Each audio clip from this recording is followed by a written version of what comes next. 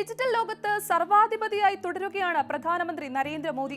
മോദിയുടെ YouTube channel 3 കോടി വരിക്കാർ എന്ന ചരിത്ര നേട്ടം സ്വന്തമാക്കിയിരിക്കുന്നു.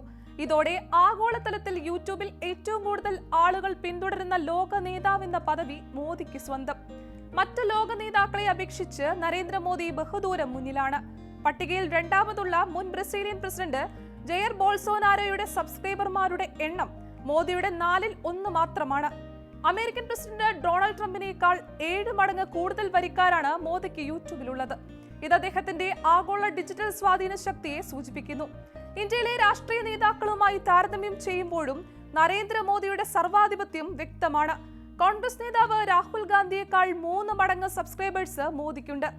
ആം Aadmi party, Indian National Congress എന്നീ പാർട്ടികളുടെ ഔദ്യോഗിക ചാനലുകളേക്കാൾ 4 ഇരട്ടിയിലേറെയാണ് പ്രധാനമന്ത്രിയുടെ യൂട്യൂബ് ചാനലിലെ സബ്സ്ക്രൈബർമാരുടെ എണ്ണം. അതേസമയം ഒരാഴ്ച മുൻപാണ് പ്രധാനമന്ത്രി നരേന്ദ്രമോദി ഇൻസ്റ്റഗ്രാമിൽ 10 കോടി അഥവാ 100 മില്യൺ ഫോളോവേഴ്സ് എന്ന നാഴികക്കല്ല് പിന്നിട്ടത്. അമേരിക്കൻ പ്രസിഡന്റ് ഡൊണാൾഡ് ട്രംപിനേക്കാൾ ഇരട്ടിയിലധികം ഫോളോവേഴ്സാണ് നിലവിൽ മോദിക്കുള്ളത്.